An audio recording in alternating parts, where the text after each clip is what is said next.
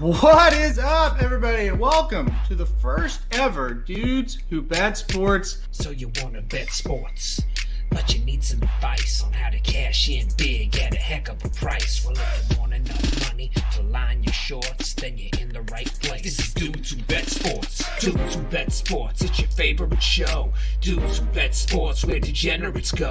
Dudes Who Bet Sports, time to change your approach with Aaron Halterman and his father, the coach. Let's ride. Well, the Associated Press is full of shit.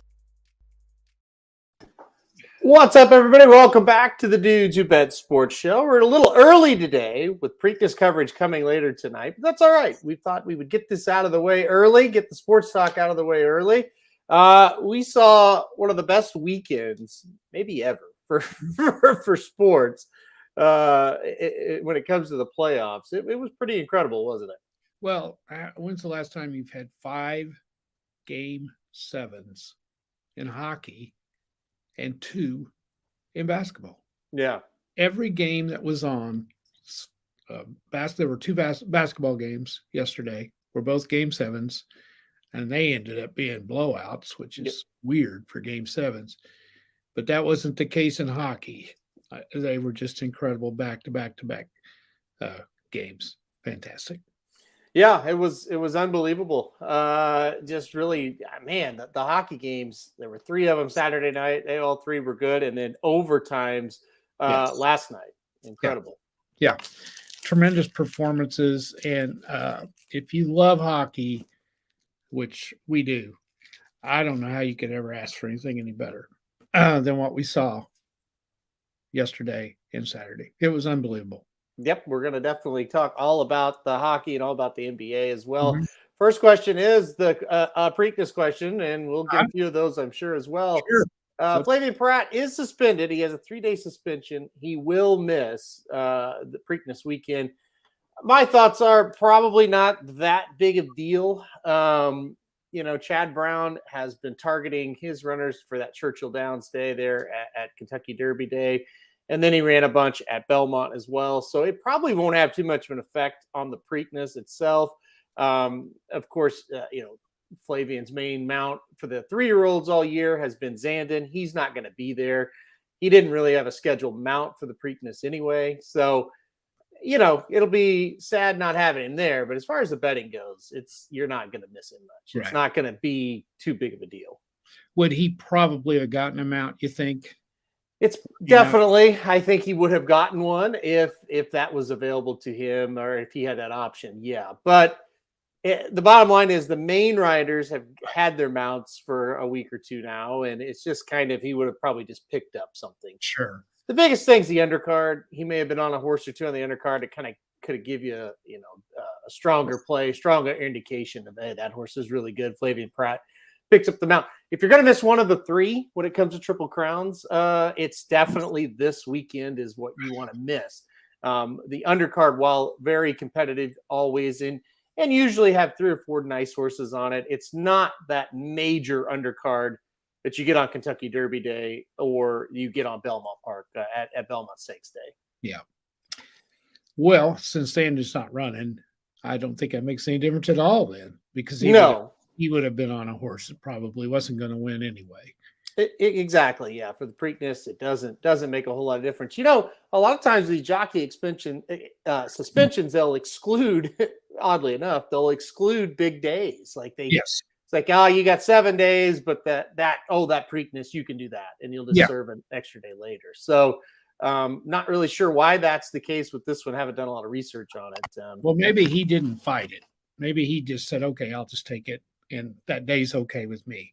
Because sometimes I think those jockeys try to, if they're like, if Zandon was running, I'll bet you he would have done something about it. Yeah, probably would have filed an appeal, which extends it. They never really win those appeals, but those appeals are in use for if there's a big day coming up and he really needs to ride. So yeah, for sure on that. So not too big of a deal for sure, I don't think, in that regard. But man, he's riding well. He had a natural hat trick actually Saturday at Belmont, and then had a winner on Sunday as well. So no surprise there.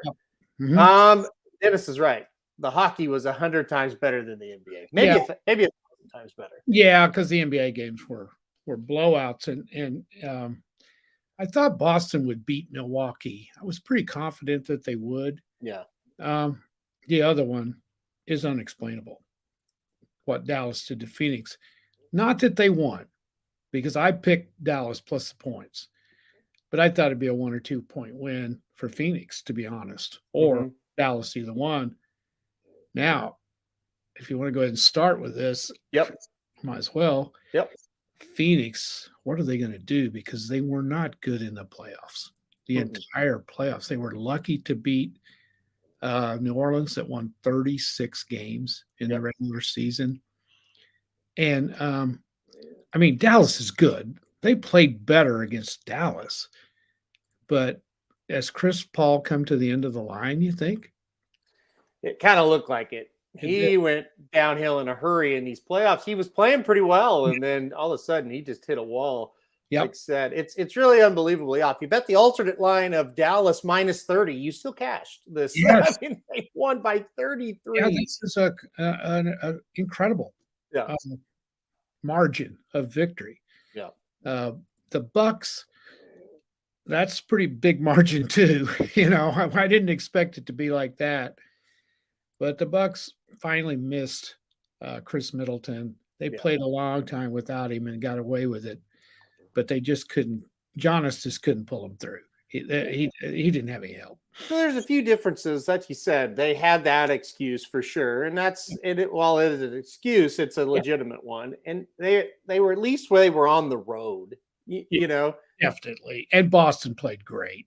Yeah. They really did. They let Boston off the hook in game 6. That's when they had their chance. They did. And when they lost that game, you kind of had a feeling this would happen. Yeah. Yeah, and Boston's really good. And it's not that Dallas isn't, because they are. When Luka gets help from other players, they are really underrated. And I give them a good chance in the next round. I really do. Yeah. We'll see that in a minute. And Dennis says, yes, Phoenix is weak. And when you get beat by 33, you look weak. But let's not forget, they did win 3 games in this series. This was just a complete blowout, just a disaster. And, you know, who in the world would have ever thought Phoenix would have 27 points at the half? I think Luka had 27 himself. At the half. That to me is the most unbelievable statistic. An NBA team, any NBA team that has 27 points at the half, that's unbelievable. To put it in perspective, that's much, much lower than what college teams usually score. That's a bad half for a college team. Yeah, it's really bad.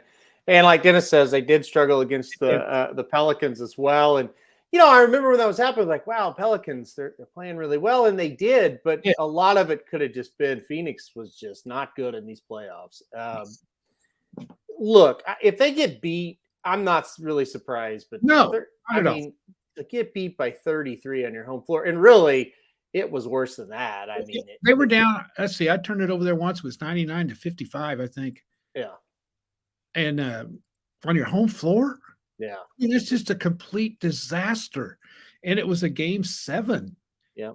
And it's almost like they didn't show up. And how do you explain that? Is it just one of those things that happens? Sometimes it does, but not in this situation.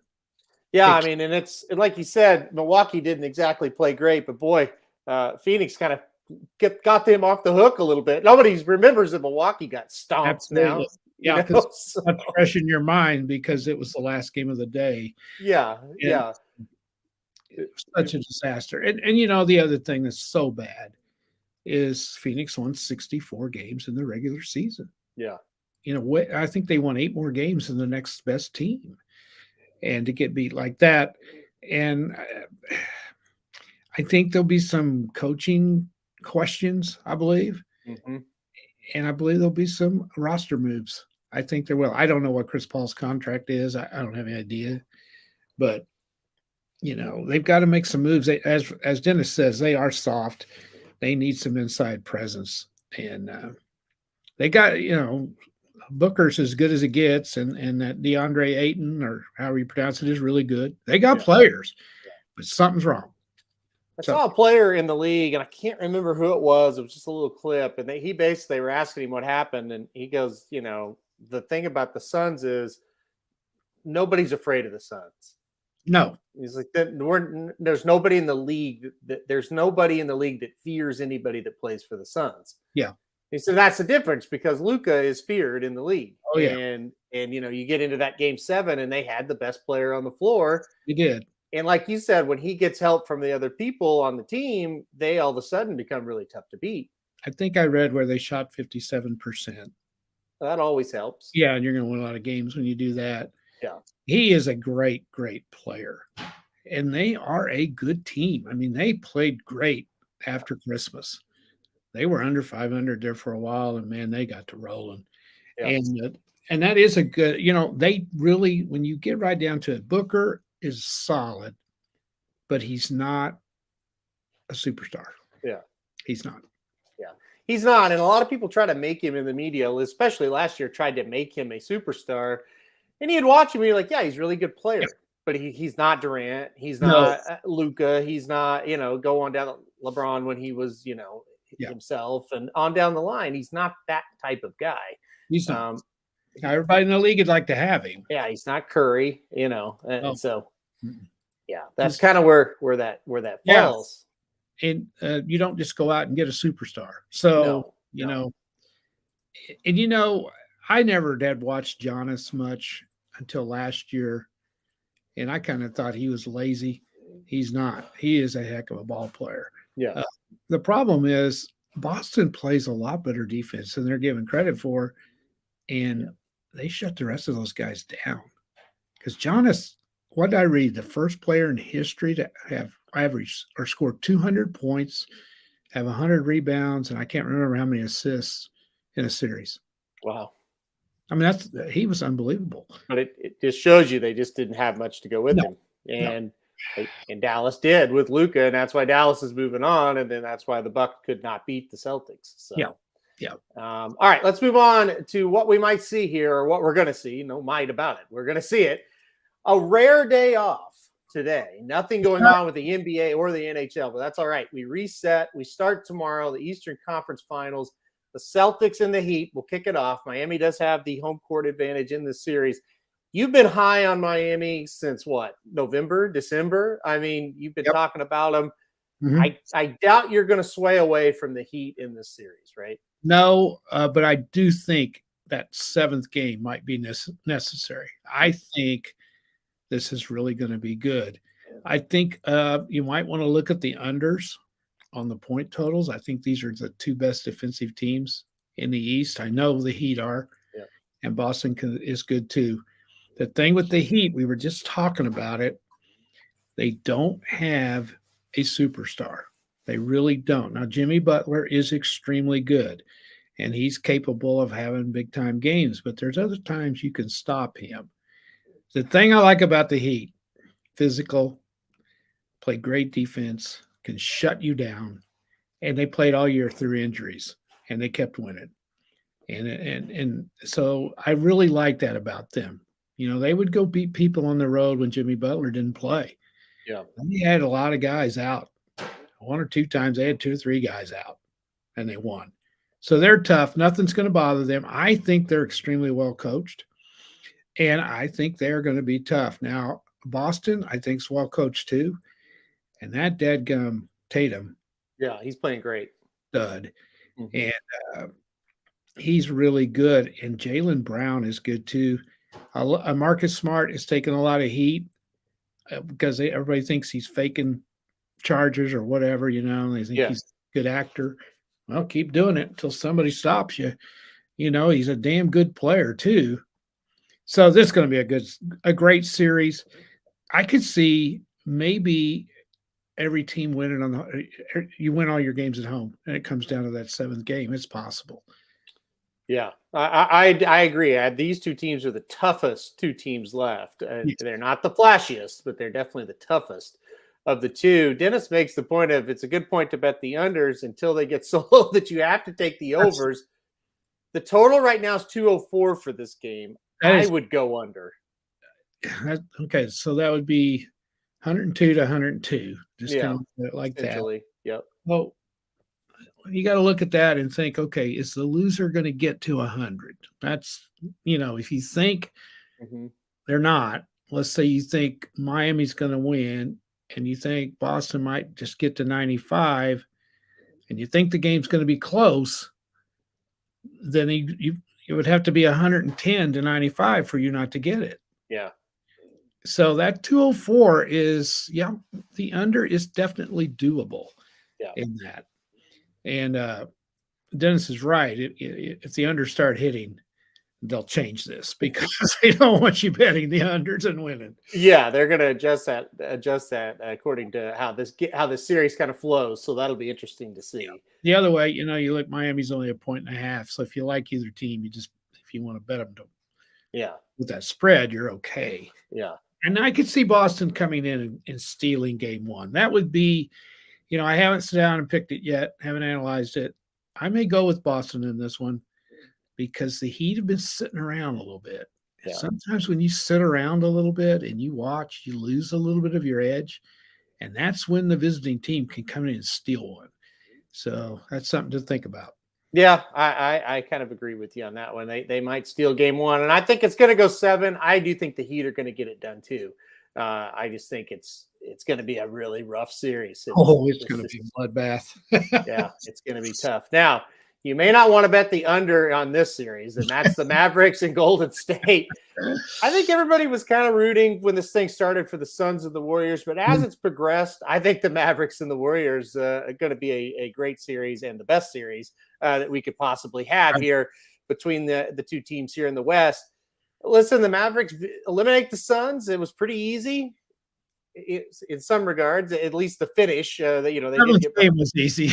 They did get well. The 6th game wasn't too hard either, but so that sticks in your mind. But now they got a totally different challenge here with the Warriors. Who do you like in this series?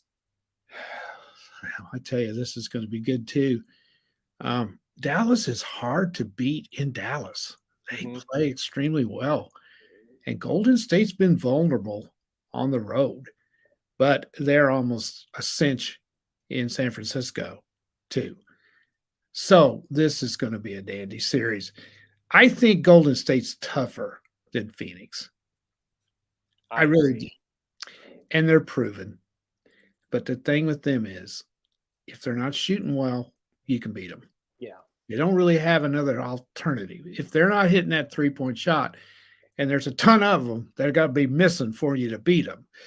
But there's a game that sticks in my mind that I'm having a hard time getting out of it, and that was Memphis killing them in game, whatever that was, 5. I can't get that out of my mind. I know they came back and they played very, very well in game 6, which is a credit to them. But any team that can play like that is capable of losing. I'm probably going to go with Golden State because of the home court advantage and the fact they're more experienced. But I tell you, this is one that we could see an upset in this one. Yeah, boy, I don't know. I went back and forth on this one. I'm going to pick Golden State as well. I don't know. I think it's going to be really, really interesting. I think this is going to get tight. I think it's another one that's got a shot to go 7. Boy, it's the big deal here. The big difference. I think, Curry, Klay Thompson, they're not exactly what you would call tough guys, right? But they have that toughness factor with their other players. Well, that's where the Suns don't. Right. And those guys, they may not be tough physically, but they're mentally tough. Yes. Curry and Thompson are mentally tough. And then you add Jordan Poole to the mix, and Andrew Wiggins is pretty good, and you got Green in there to bang people around. Phoenix didn't have Draymond Green. So you're absolutely right. They are a little tougher than Phoenix. They smell it, I think. They've been out of it a couple of years, and these guys, you know what? These guys are getting a little bit old. It's amazing how long Curry's been around. It doesn't seem like it, but man, time flies. I think I read somewhere he's played 10 years, maybe now, maybe even more. And I would never guess that, because time goes by so fast. And Klay Thompson's got a lot of wear and tear on him. They smell it. They know this is their opportunity. They probably, this is my opinion, I bet you they were rooting for the Suns against the Mavericks because I think they feel like they could beat the Suns because here's the deal. The Suns don't have Luka. Yep. And you're going to have to account for him. Yep. Who's going to stop him? Who's going to stop him? I guess they'll put Green on him.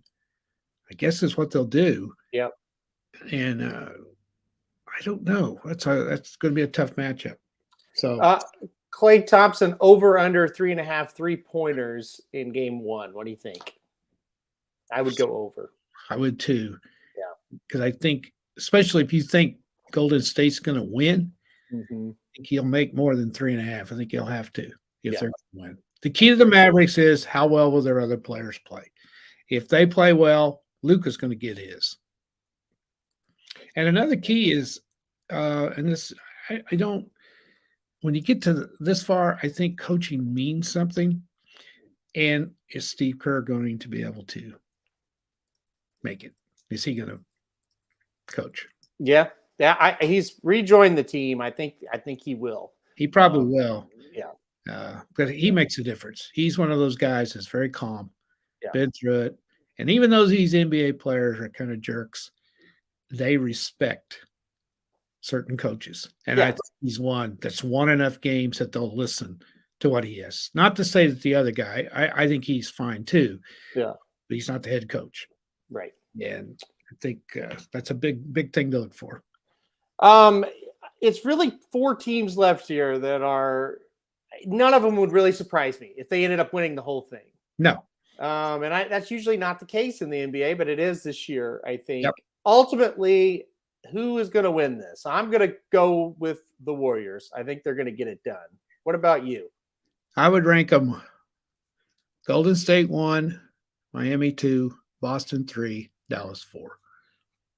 That's why I would rank them. That's where I would rank them. I might flip the Celtics and that Mavericks. Other than that, that's possible too. Yeah. I do think that the thing about the West, they're a little more finesse than the East. Mm-hmm. And sometimes finesse doesn't win when it gets to the finals. Phoenix found that out last year. But the Warriors are a little different cat. They're just different. Yes, they score a lot of points. Yes, they're offensive, but they'll also knock the crap out of you too. Yeah. They're just more physical than Phoenix is. Yep. And that could prove the difference, not only in this series, but the last one as well, if they get that far. So, they were the 3 seed, and they got a break when the 1 and 2's gone. No question. They took care of the 2. Yep. And then Phoenix lost, so that gives them the home court. And I think that's essential, especially in basketball. I think the home court in basketball means a ton. Oh, there's no doubt. Yeah. There's no doubt. Well, as Bree points out, the bet of the day at racedudes.com came at Will Rogers in the first race. They were walking around the gate. I had the sound off. I don't really know what happened. They went off about 15 minutes late, but the pick of the day wins, pays $360 to win, easy win by about 5. So congratulations. Who was the horse there? Huh? Who was the horse? I was going to say congratulations to Monet's Devil. Monet's Devil wins the race. Let's see. Who rode Monet's Devil? Curtis Kimes, of course. Curtis Kimes, the winner of the first. So 1 for 1 to start Will Rogers. Must have been easy because Dennis says he thinks I could have rode that horse. That is absolutely wrong. As kind of cockeyed as that horse was down the stretch, Papa Dude may have been on him and was still doing the show. I mean, I was like, wow, just straight down horse up. He's going to win by 12. So, the 1 in race 2, that's who we're rooting for next. Ultra Special, the 1 horse in the second. So. Do they have fields with more than 5 horses in them today? They do. Yeah, it's not too bad of a card today. All right, let's move on. And let's see, where did that go? Sydney said some heavy sweating yesterday, and she's talking about the hockey. My goodness. So, Cindy, who were you? I'm assuming you were sweating out the Calgary game. Yes. That's what I'm going to guess. Yeah, these were 2 fantastic hockey game. Sunday night. Sunday night. The Rangers and the Flames both win in overtime in game sevens. The Rangers had to tie this thing up midway / late through the third period to get the job done to finally put away the Penguins. And then the Flames were down 2-1. They did tie the game up, though, in the second period. Boy, it went on. It went on. They kept getting shot after shot. Ottinger kept making all the saves in the world. Finally, they get one. Johnny Gaudreau puts it in. And let me tell you something. It was a beautiful goal from a tough angle. He put it.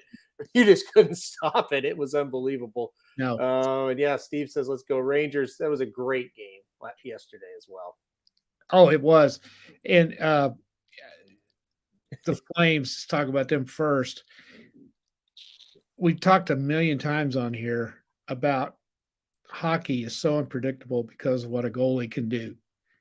And when you look at the offensive statistics in this series, it's not even close. Calgary was so much better than Dallas. Calgary had 285 shots, and Dallas had 192. Yeah. So they had 93 more shots. It's unreal. Well, they had like 45 more shots yesterday. Yes, they had 67 in the game yesterday. I did like 67-28 or something. Yeah, 67-28. Good And Lord. it was like 40-11 at one time in regulation, or 40-12. Yeah. And it was that way almost every game.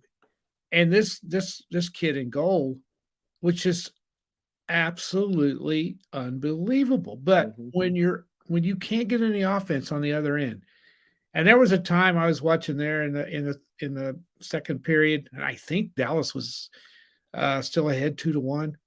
They had the puck down in the Calgary zone for about 30 seconds. And the other 7 minutes, it was under control for Calgary. And you cannot keep stopping every shot. No. You just can't. And they just couldn't get any offense going. And finally, I had in the parlay, because you had to, for the parlay yesterday, you had to pick an upset. Yeah. Or you couldn't make any money. Yeah. I had Dallas to win. Just bet the money line. Yeah. And it would have paid like $80, the 3-team parlay. And I got the other two, but secretly, I'm glad Calgary won because they're much better. They're much better. It'll make for some great hockey between them and Edmonton coming up. Well, yeah, it sets up that matchup, which I think everybody wanted. But the main thing is what you're saying. They were the best team easily. And if the Stars, and Dennis is right, Dennis bet the Stars in overtime plus 155, and I don't blame him. It kind of just felt like the game they were going to steal, but they couldn't do anything. They could not get a decent shot. It was just, it was tough. If you bet the Stars, it's tough. Yeah. And the thing with the Flames, they're not a bad offensive team. No. And this kid held them to nothing. Yep. You know, I think they scored 15 goals in 7 games. And Dallas only scored 14. So every one of these games was just alike. He was just stoning them. And even though the Calgary goalie didn't face a lot of shots, he was just about as good. Yeah. No, he got, kind of sidelined there because we're talking about the Calgary goalie so much, and we should be. He was unbelievable. Yeah, he was. The best team won, and I didn't really care one way or the other, to be honest. But for the playoff rounds going forward, I'm glad they won. Yeah, now that you watch them, for sure. Well, like I said, no games tonight, so a rare day off. But we do have games starting back up on Tuesday. And I brought this up because before we talk about the Lightning Panthers, let's talk about the Lightning Toronto. I thought that was, the overtime games were great. But as far as the two best teams that played over the weekend, it was Toronto and Tampa Bay. It was a game. I mean, it was just unbelievable. It's unbelievable that game was 2-1, as many great players and great chances in that game. Yeah. Toronto loses again. I'm sure everybody there is freaking out. I'm here to tell you, I don't know what they could have done. Well, I answered a tweet from Cindy, and I knew what you meant, but yeah, I don't remember. I know last year they should have won. They should have got Last year was on them 100%. Yeah. There's been a couple of those that they've blown 3-1 leads, I think, series leads and lost. Yep. And so there have been some bad ones. And unfortunately for the players and the coaches on this particular team, I don't care how you look at it, this was not a bad loss. No. These two teams should never have been playing each other in the first round. It's just the luck of the draw for Tampa. Yeah. I mean, Toronto. It just was a tough break. And the other thing is, too, I don't care who you played in the East, you were going to have a hard time winning. Yeah. That was not a soft team at all. This was the worst. This was the worst draw Toronto could have. Yeah. And I mean no disrespect to the Rangers or the Penguins or Capitals or any of these other teams. This was the worst. I would rather play Florida than Tampa. Oh, 1,000 times. And the worst thing about it is you get into a 7th game and you look over on the other side of that ice and they've got all that experience and they've got the goalie, Valesky. Yeah. And you just knew he was going to play well. Yeah, and he hadn't been just great in this series. Listen to these stats. I looked some of this stuff up. Yeah. Let's see, got to find it here. His goals against average was 3.04 for this series. Yep. And part of that, we got to understand, part of this is because Toronto's so damn good. That's the thing. These two teams may have been the two best teams in the East, and they played in the first round. Yeah. So he gives up 3 goals a game against that team. Yeah. Good. Yeah. And his save percentage was really, really down for him. It was 89.7%. That's not real good. No. But going into a game 7 with him on the other end, you better you're going to have to shut out the other team to win. I knew going into that game, I didn't care what he had done. He was going to be really tough. He's the best goalie, money goalie in the playoffs. Well, he's so steady. You don't have to worry about him just going haywire on you. No. And I feel bad for Toronto. I like Toronto. Mm-hmm. And I was telling Sandy, we watched all of it, and I said, God, this is a shame one of these teams is going out. Yeah. Because they're both really, really good. And I know Toronto's going crazy. And I don't know what the contract situations are. I don't follow that close. Yeah. If they break up the team, I think they're making a mistake. I think they're making a huge mistake. And their goalie gets a little blame. I thought he played pretty well. He's not great. He certainly didn't cost them the series. No, they just got beat by a hell of a hockey team. And let's not forget, this team has won the Stanley Cup 2 years in a row. Yeah. And I'm picking them against Florida. Yep. Because, and I may be wrong, I'm just going on the fact of experience. That's all I'm going with. They know how to win. They ain't going to be afraid of Florida. Well, and to pivot to that now, listen. I got every one of them in the first round, first time ever. No, I picked. I with this series, the Toronto Tampa Bay. I just predicted it would go 7. Yeah. So that was a coward's way out. Well, you also picked Minnesota to beat St. Louis. I did miss that one. So, but go ahead. But to that point, hey, here we are. I'm not changing anything. I'm picking Tampa. I picked them before this thing started. I'm picking them here. Florida did not play great. They were tough, though. They came back and they didn't play their best, and they did beat the Capitals. They had to come back multiple games to do it. I still just think the experience edge goes to the Lightning, and I think when it gets tight, give me Valesky. I think so, too. And I was impressed with Florida because they easily could have choked that thing away. Yeah. They were beat in what was that game 4, I believe. They were down 2-1 and behind 3-0 on the road. No, that was at home. That would have been game 5. Game 5 is when they fell behind. Yeah. 3-0. And because they came back and tied game 4. They also were behind in game 6 on the road. Yes, they were. They were. So they were behind in game 4 and 6 on the road. And then the series was 2-2 for game 5, and they're down 3-0 in their building. Yep. And that place was, you could have heard a pin drop Yep. in there. And they rallied, scored the final 5 goals. And you got to give Washington a lot of credit because they're another one of those teams, man. They get after you. Yep. They get after you. And so here's what you got to ask yourself. Does Florida think they can beat Tampa? That's the big question. The answer is going to be no, especially when Tampa wins the first game on Tuesday night.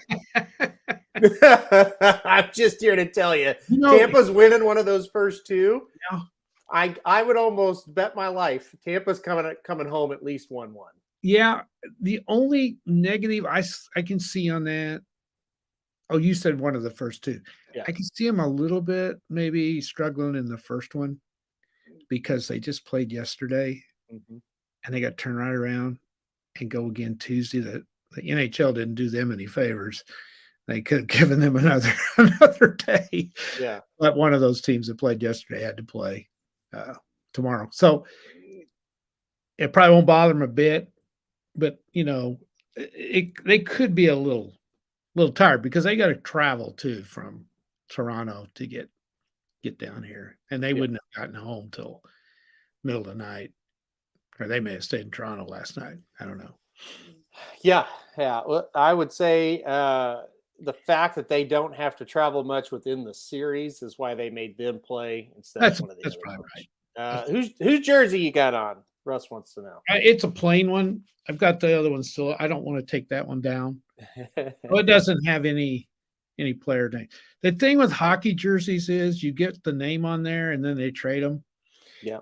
And you got a jersey that you don't really want to wear unless it's Tarasenko, which I thought we jinxed, and I thought they were going to trade him before the season ever started. Yeah. But, this one doesn't have anything on the back. Yeah. Sydney got them all right, too. Yeah, you didn't get the number of games. You had the Rangers in a sweep, I think, and that was close to not being a sweep. She had Calgary up there pretty good, too. I think that's surprised her a bunch. I had them in 6. Because I did think Dallas, Dallas is one of those teams that are kind of tough to beat. Yeah. They definitely are. They're very, very, very tough. All right, now let's move on to our series, the Blues and the Avalanche, and the nightmare matchup for the Blues is here. We have really struggled against the Avalanche, and it looks like Vegas agrees. Colorado minus 220 tomorrow night. I've got the Avalanche winning the series. I think the Blues, I like their chances a little better than I did before the playoffs started, but I still think Colorado's going to get this done. What do you think of this series? Same thing. I think if the back line of the Blues plays like they did, especially in Game 6, mm-hmm. and Bennington plays well, I think they can go toe-to-toe with them. Yeah. Because I think we can match them scoring. I'm not worried about that. But can we stop them? Yeah. When you look at their scoring through the regular season, these two teams are identical. They really don't have a guy that scores a bunch of goals, neither one of them. Yeah. But they got a bunch of guys that score, if that makes any sense. The Blues have, and again, we've talked about this, and if you don't follow hockey, you don't really understand some of it, which is fine. The Blues have 9 guys that scored over 20 goals. That's incredible. And when you get in a playoff series and you got that many guys that can score, you can't shut them all down. Mm-hmm. And that makes you a threat in the playoffs. Because if you only got one line that can score, they're going to take those guys out. And they will stop them. And the rest of your team's got to step up and score. And if you don't have anybody, you're going to get beat. Ask Minnesota. That's right. That's why they're out. And the Avalanche are the same way. The Avalanche had 7 players that scored 22 or more goals. Yep. So you got 2 teams. You got so many guys out there that can put the puck in the net. Yep. And that makes the Blues dangerous if they get goaltending. The other thing I like in this series, I don't think the Dallas or the Colorado goalie is a shutdown type of goalie. Yep. He'll play okay, but a team like the Blues are going to score unless they just choke. Here's the other thing worries me. They got to stay out of the penalty box. They got to. They can't get penalties against this team. And Colorado's got to stay out of the penalty box too, because the Blues power play is lethal. Yep. And again, the reason it's lethal is they can roll 2 or 3 lines out through there, and all of those lines have guys that can put the puck in the net. Yep. So I think the Blues have a chance, and I wouldn't have said that before the playoffs started, because I didn't think they beat Minnesota, because I didn't think they get the consistent goaltending. There is no reason for Binnington not to play well. I think he's got it back. Yep. Of course, it's sports. You can lose it just as quick as you get it. But listen to these stats. I'm sure you know them. 1.67 goals against. Mm-hmm. He was 3 point. You know what? He was actually a little better than you. No, he was 3.13 during the regular season. Yeah, it's horrible. Horrible. 94% save percentage. Yeah. He was actually better than I thought in the regular season. He was 90%. Yeah. Let's look at game 6. Minnesota dominated the first period. Yep. Totally dominated. We could have been behind 2-0. Yep. He made saves, big time saves to keep that thing 0-0. And the Blues scored with about 5 minutes left in the period. So they go into the locker room. I had 1-0 instead of being down maybe 3-0. Yep. That's what a goalie does. And that's what he's going to have to do, because Colorado's going to bring it. And we're just going to have to be able to stop him. The key to the whole thing, to me, you talked about teams sitting around versus teams that have been playing. This is the definition, right? The Avalanche have been sitting around and waiting. The Blues are in form. The Blues could steal game 1. They could, and they're good enough to do it. And they play well on the road, but they don't play well in Colorado. That's the problem. So that's the problem. They do. Yep. They play fantastic on the road. Yeah. If you watch game 5 in Minnesota, picture perfect how to play road playoff hockey. The Blues do it. Yep. Get ahead. Hold on. Except for this building. Yeah, they don't. They are horrible in this building. They are. So the key is, and the Blues have never in their history of their franchise have been able to do this, but the key for the Blues, they have to win all 3 of their home games in this season. Yes, they do. They have to do it. They cannot lose at home, because asking the Blues to win more than 1 in Colorado is going to be a tough ask. Asking any team to win more than 1 in Colorado. You're absolutely right. Yep. You might get lucky and steal 1, because what they win 2 in Minnesota? Mm-hmm. They won game 1 and game 5 in Minnesota. That's right, because they lost game 3 in St. Louis. When they won the Stanley Cup, they had a better record on the road than they did at home. You can't get away with it against Colorado. You have to win at home. You do, and yeah, you're right. They were so good on the road. Now they are much. This team is much better at home than Blues teams have been. Yeah, that's one thing. They were really good at home this year, and I think it's because they can score. Mm-hmm. They don't lose 2-1. Right. You got to score goals to beat them. And if they don't go into slump, and if they don't, I don't think they're going to choke. There's too many veterans on this team to choke that have been through a Stanley Cup run. Yeah. And the other good news is they eliminated Minnesota, and they didn't get anything out of Thomas. No. He was so good in the regular season. He didn't play well, and Bushevich was shut down. I thought he played good, but he didn't score. And let's not forget number 48 has come out of nowhere, and he's solidified the back line. Yep. Perunovich, he was hurt, and he was fabulous when they had to put him in the lineup. I thought he was great. Yep.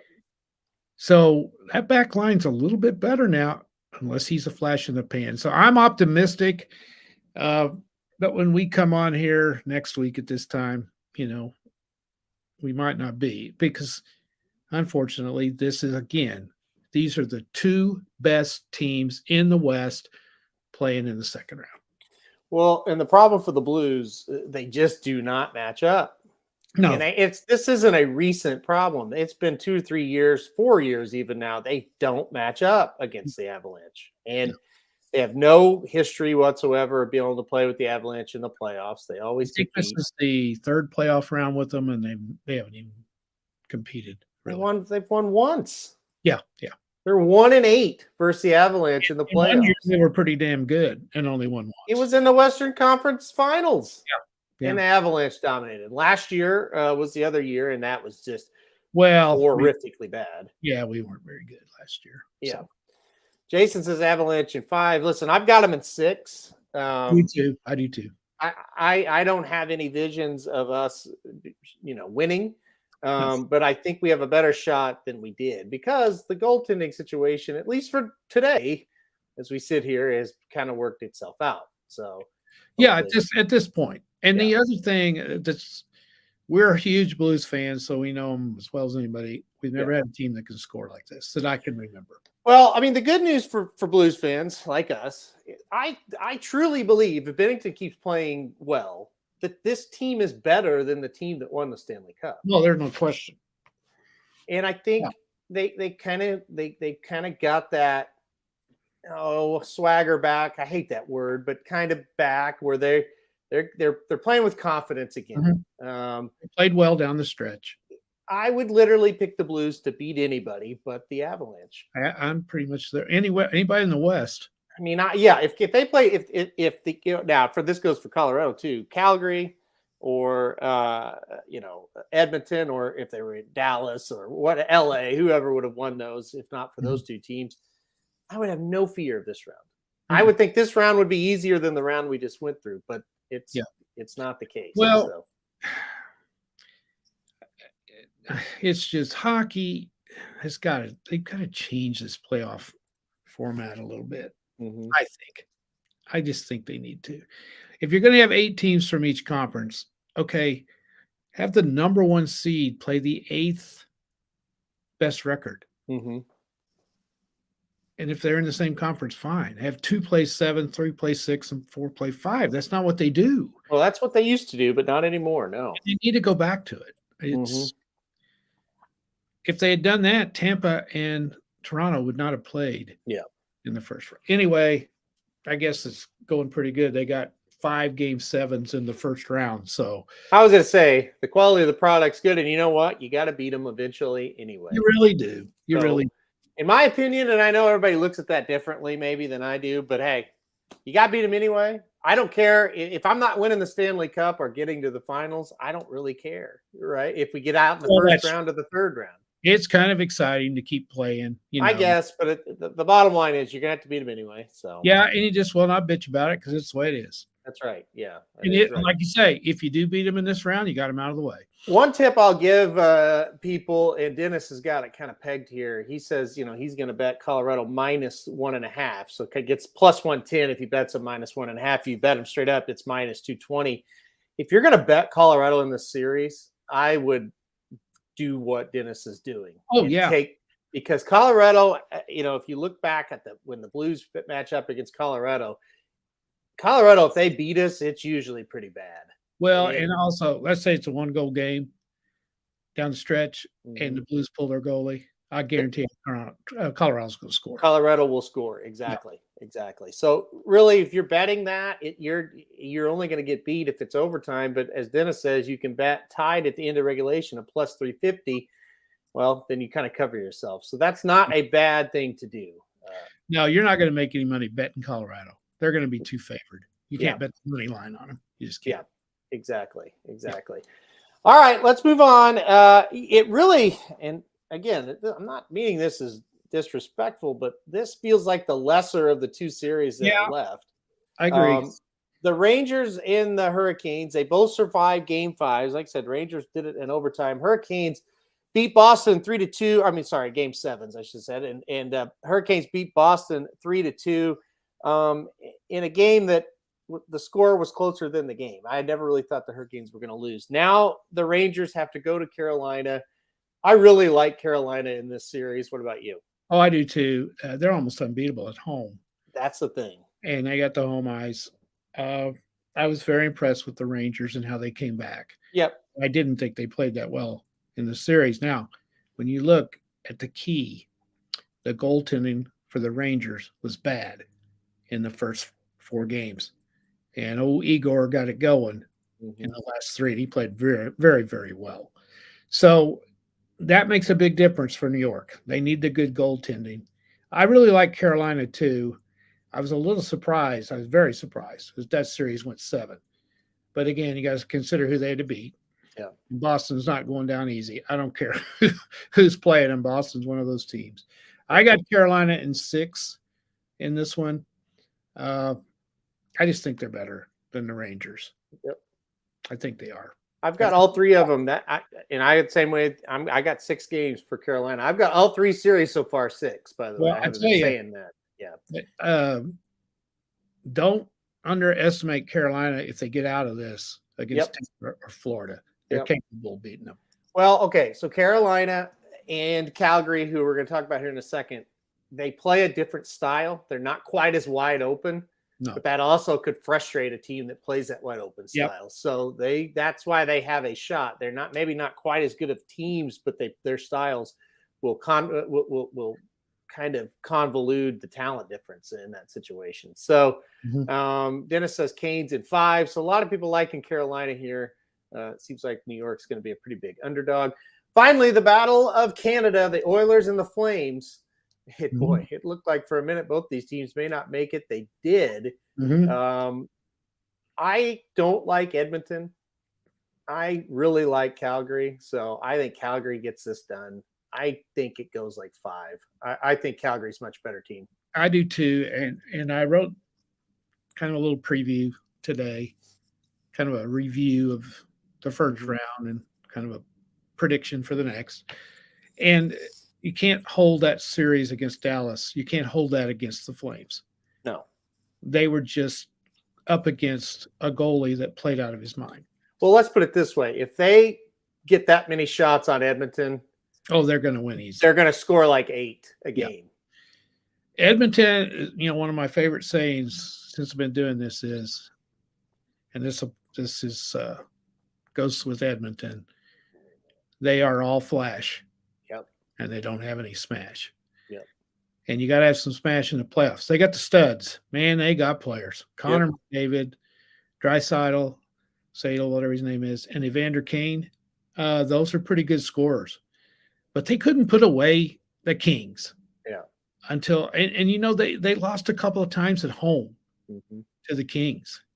Now give them credit. They went to LA and they won 2. But I couldn't get a handle on them the entire series. I would think, okay, they're over the hump now. They're going to do away with them, and they didn't. So I'm with you. I think Calgary's better. I think Edmonton's got – I think they're one of those teams, if you can shut down that line, they don't have a chance. And the Kings couldn't do it. They couldn't shut it down. No. And so, I mean, McDavid had 14 points. He had 4 goals, 10 assists. He's a superstar. Kane, 7 goals. He had 7 goals in that series. And Draisaitl had 5. So, you got to shut those guys down. I think Calgary can do it. Calgary's the best defensive team in the league. They're the best of any team. They were the best defensive team in hockey, and they can score goals too. I think I put them in 6, and I would not be surprised if it goes 5. Yeah, I think 6 makes sense as well. And I think you kind of touched on what I think they're going to be able to do. And that's I don't think you can shut down that line of the Oilers, but you'll still be able to slow it down. You right? control it. Yeah. And that's what the Blues were able to do to Minnesota. And I think that's what Calgary is capable of doing to teams. And that's why I give them a really, really good shot to win this game a little bit more quickly than 7, 6 games, 5 games, something like that. And the other thing I was watching last night, and maybe it's because Dallas is not fast, but Calgary is fast. Man, they were all over that ice, and their passing's good. And if that kid hadn't stood on his head, they just scored 7 goals last night. They would have. So listen, you have to be a tough-minded team to win a game like that. You do, because think of that had "Wow, you're going to break our backs" written all over it. And that's a hockey crazy. Yes. I don't think we realize, we hear Toronto, we hear Montreal, even Winnipeg to a certain extent, but Edmonton and Calgary, or hockey crazy. And there's a hell of a lot of good hockey players that come out of Alberta. Mm-hmm. And these two teams, I'm the only one probably in the chat and in any of this that remembers when they used to go at each other when Gretzky was playing. And they don't like each other. This is going to be good. It may be a great series if Edmonton can get that line going and then can extend the series. I'm sure you noticed this last night. Have you ever seen a crowd where almost every person had the hockey jersey on? The jersey, not just something that said Calgary. They all had jerseys on. Yeah, and then you go outside to the big screen and just thousands of people, and they all had them on too. Yeah, every single one of them. Some of them had the old style on. Some of them, I mean, it was just.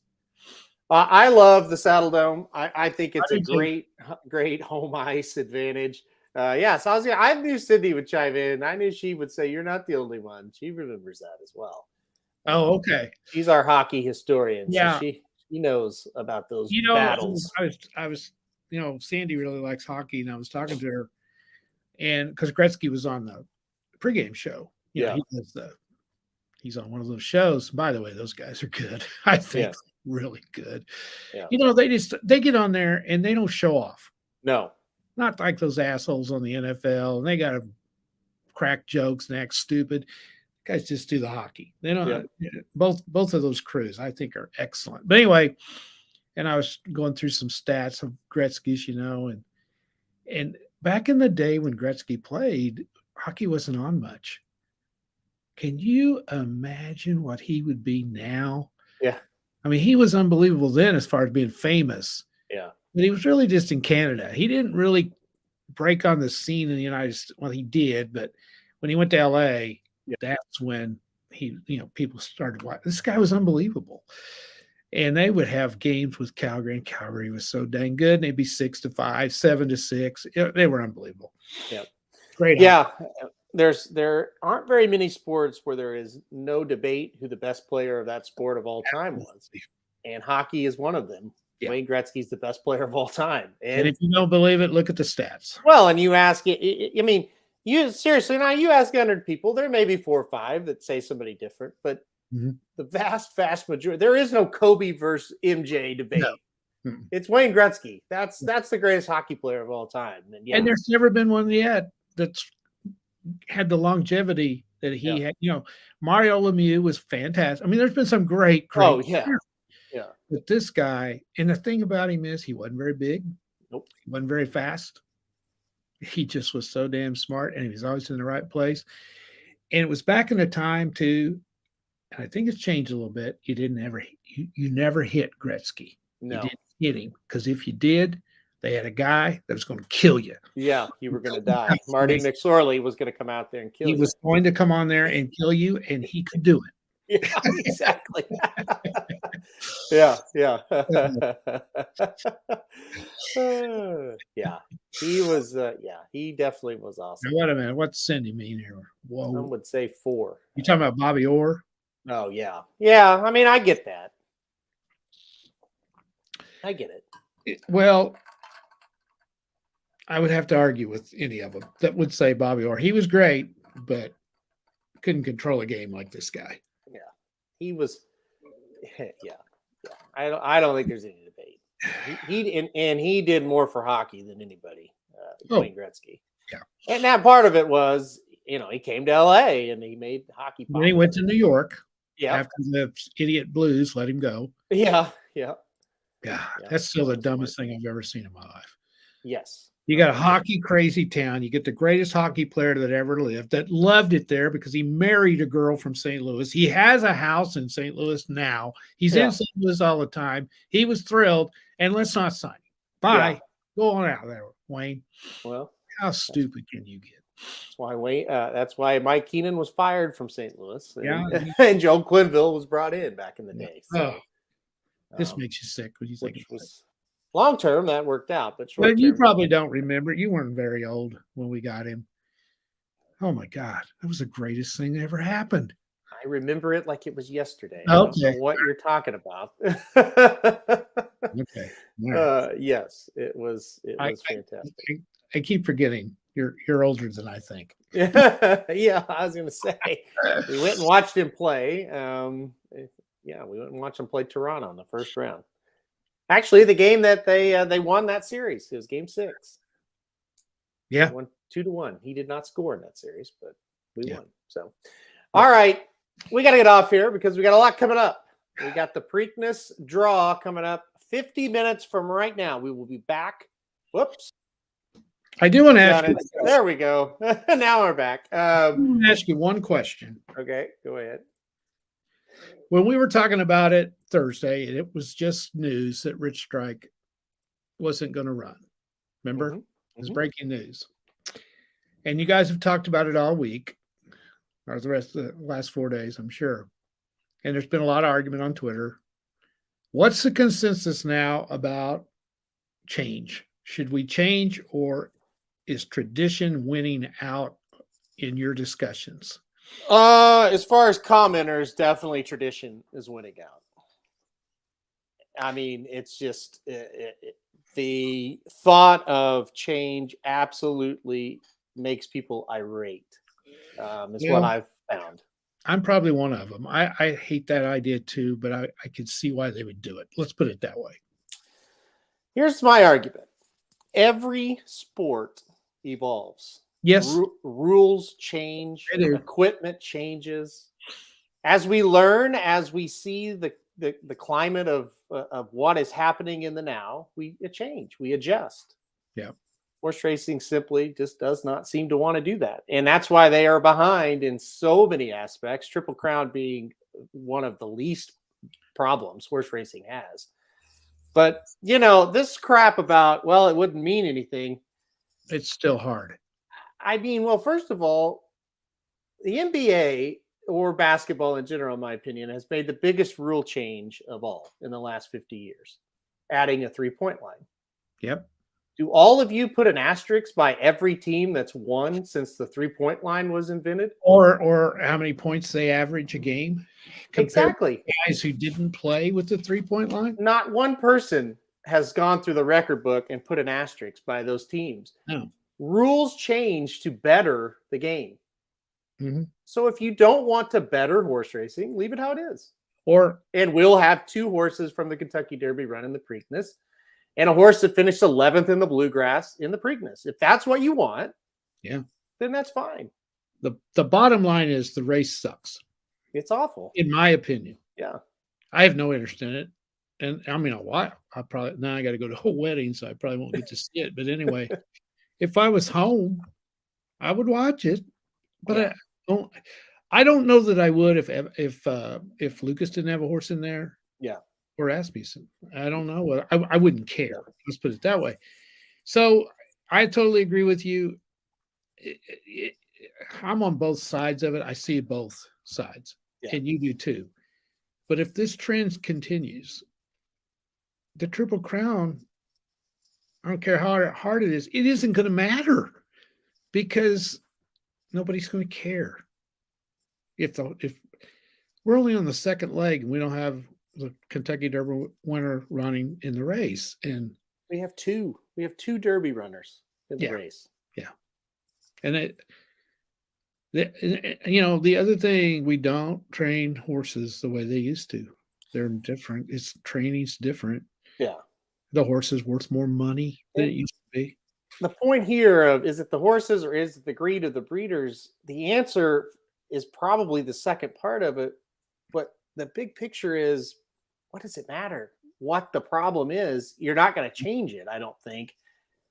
Well, you might as well just try to do something to make them run in all 3. And I don't know what the answer is. Maybe you add purse money if they run in the Derby and also in the Preakness. It's possible. I don't know, but I'm telling you, something has to change.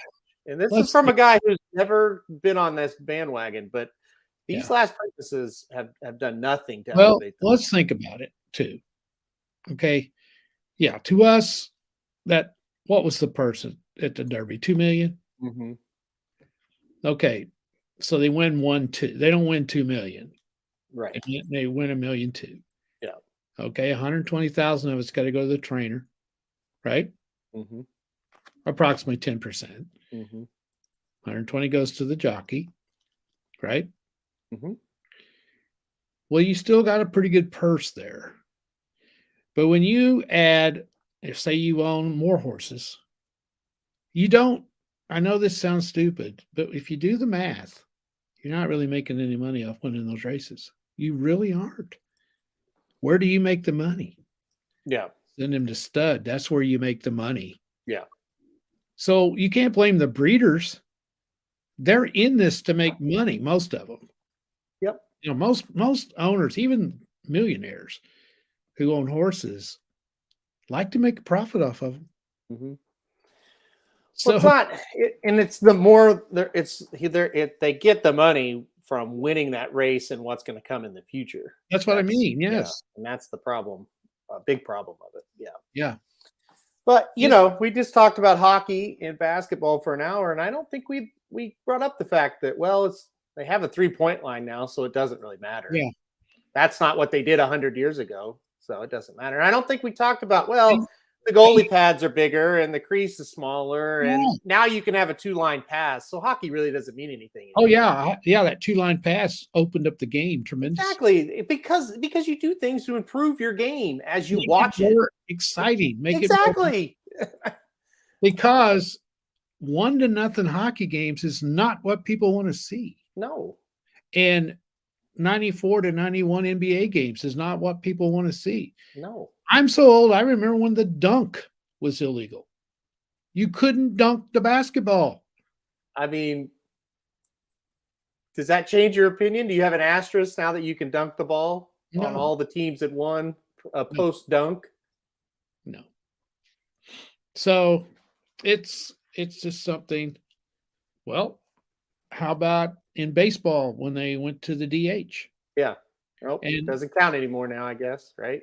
So stupid they only have it in one league. I mean, I don't know. It's just amazing to me how people have called me things that I've never been called for suggesting this. So they lose their mind, and it's just like, guys, any sport that you follow, they change things for the betterment of the game. I don't think anybody can argue this is not for the betterment of the game, having 2 horses that ran in the Kentucky Derby run in the next race. Yeah. In this rate, here's what could happen. TV ratings mean a bunch. Mm-hmm. And being on NBC, ABC, whoever has it, they're not gonna bid a whole bunch of money if they're not gonna have a race that they can sell advertising for. Yeah. For people to watch. Well, we'll see what the trend is. And, you know, some of my colleagues have said, well, they got Epicenter. What more does it matter? What? The whole idea of the Triple Crown is to see if a horse can run it or win it. And they go, well, in 2015, we had this and this. I said, that's the point. It was that was then. This is now. And this is not overreaction to Rich Strike. And I truly don't care. A lot of people care that he's not there. I'm not one of them. But it's a reaction to what I've been seeing over and over. And somebody was like, well, they got the Derby winner last year. That's great. They did. And was the second place winner there or finisher there? No. Third place? No. Fourth place? No. Fifth place? No. Sixth place? No. Who cares? That we're not getting, I mean, like, cool. Medina Spirit ran in it last year. Yeah. Midnight Bourbon was the next horse, and he was like in the middle of the pack for the Kentucky Derby. Yeah. You know, no Hot Rod Charlie, no Mandaloon, no Essential Quality. None of them showed up last year. Yeah. To me, it just doesn't make sense to keep doing it like this. But here we go, right? Yep. I think this is the hardest sport to change. Yeah. Yeah. Yeah. I mean, it's just that's what we're saying. We want to change the time frame. 100%. Yeah. They're still 100%. Running the same distance. I'm here to tell you, do you think Epicenter would have a harder time running back in 2 weeks and beating, early voting, secret oath? And by the way, thank God Dwayne Lucas won the Oaks. There's no other trainer in the world that would run that filly back this week. No. So you take her out of this race, it's even worse. So they got a huge break that she won. I'm here to tell you that right now. You take that filly out of that race, this is horrific this weekend. Anyway, what's harder? Yeah, it's 2 weeks back, but he's facing, the Kentucky Oaks winner ran like a 94 buyer. She's not bad. That'd be a tough horse to beat. Chad Brown's horse, sure, not bad. Or would you make it a 4-week period and get Zanded back, get Rich Strike back? It's going to be much tougher to win, actually, if you just stretch them out and space them 4 weeks apart. Because they're going to face better horses in all of them. I mean, think if Epicenter would have won this race like it looked like he was going to. This is almost a gimme on Saturday. So you actually are weakening the Triple Crown by keeping it how you're keeping it. Yeah. He's going to have to run bad to not win. Just space them 4 weeks apart. That's all you got to do. It really isn't that big of a change. No, it's not. Yeah. It's not that hard. You add 3 weeks to the schedules, what you add. Yeah. Right? Yeah. 3 weeks. Mm-hmm. So, Dennis, you may be right. I think Rich Strike, I think something's wrong with him. I don't have any knowledge other than just you would be in this race. I don't really buy their reasoning. Well, here's the thing. If it was 4 weeks instead of 2, they could wait a while to make the decision. Yeah, that's true. So if he is kind of hobbling around or whatever, and it could just be they're just not going to do it, because they don't hurt him. There's a hell of a lot of difference between 4 weeks and 2. Yeah. So. Well, the track at Churchill really didn't play to his style either. So if we're going to use that, I mean, I don't know. Yeah, it's a debate. And I think, and it stands to reason, a horse that has not been very fast, runs extremely fast, it's probably taken a lot out of him. That would be my speculation. Probably. I think. For 2 weeks, not 4. Yeah, I think if he was doing okay, he would probably be in the race. Mm-hmm. Depending whether it plays to his style or not. Up until the last couple of years, the Arkansas Derby horse winner came to the Kentucky Derby after 3 weeks. Yeah. And they always ran him. Mm-hmm. And that's why they moved this back. So there you go. Dennis, are you messing around sending bad there's stuff? Dennis. Look at him. Thought we had him broken of that. I know. Yeah, Dennis is blaming on Jared. He's blaming on Jared. Okay. That's when you've grown. That's what you get. Sometimes you get that. Bots anyway, I probably shouldn't have brought it up. I just wondered what the consensus was after a week or 4 or 5 days of trying to figure out what to do.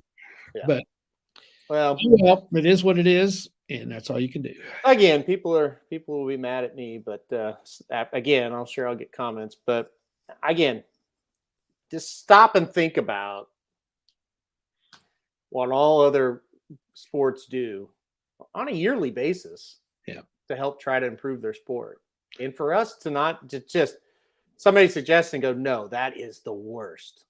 Yeah. Like I can't even believe you would bring it up. It's like, oh yeah, you're right. Why would we try to make things better? Let's just keep doing what we're doing. And, let's have 0 horses from the Derby next year, So, All right, that's it for me. We'll be on in about 35 minutes. 35 minutes now. We'll be back on Preakness Draw, 2:50 Central Time. We'll be back, and then we'll take you through the Preakness Draw. We'll have our reactions to that, and then we'll get off there and we'll get to work on the guide. The guide is coming up. Preakness Guide. The pre-sale is available right now. Jared just put it out, and the full guide will probably be available Wednesday night, Thursday morning, somewhere around in there. So be looking for that as well. All right, guys, we're going to get off here for today. Good luck the rest of the way if you're playing, and then if you're playing, I guess, Major League Baseball tonight. But then playoffs, NBA and NFL or NHL start tomorrow. So good luck, everybody. We'll see you right back here on Thursday. This has been a presentation of RacingDudes.com, your destination for all things horse racing and sports betting. Whether you want free winners, expert insider picks, up-to-the-minute trackside weather reports, or podcasts and videos for bettors of all skill levels. Never make another wager without visiting the Racing Dudes. First,